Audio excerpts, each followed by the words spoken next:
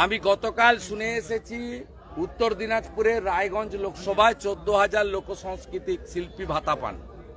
তাদেরকে ওই জেলার ডিআইএসও তিনি ডিআইসিও ফোন করে বলছেন তৃণমূলকে ভোট দিতে হবে।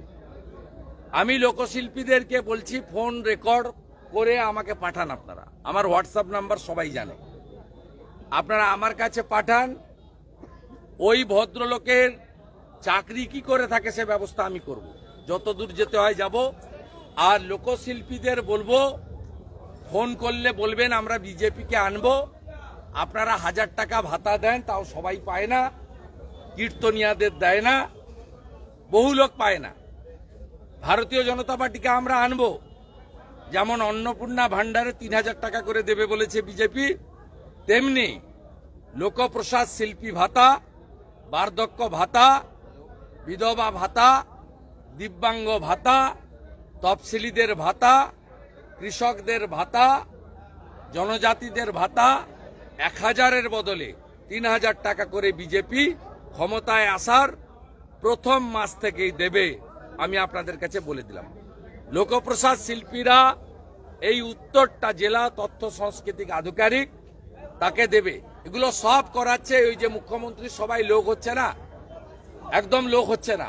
একটা লোককে নিয়ে গেছে গান গাওয়ার জন্য, তার নাম ইন্দ্রনীল সেন, ওই ফোন করে করে এগুলো করাচ্ছে।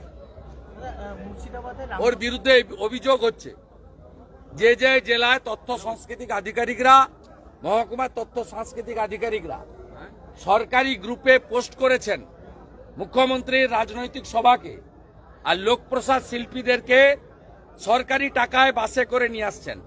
সব তথ্য আমার কাছে আছে। অভিযোগ হচ্ছে, কালকের মধ্যে অভিযোগ হবে।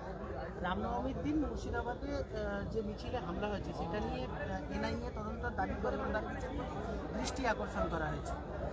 খুব সঠিক, বোমা ব্যবহৃত হয়েছে।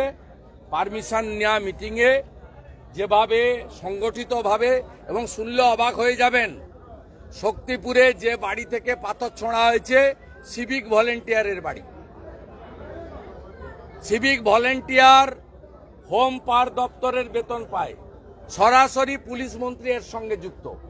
এনআইএ তদন্ত হওয়া উচিত, ও তদন্তের আওতায় মমতা ব্যানার্জিকে আনা উচিত।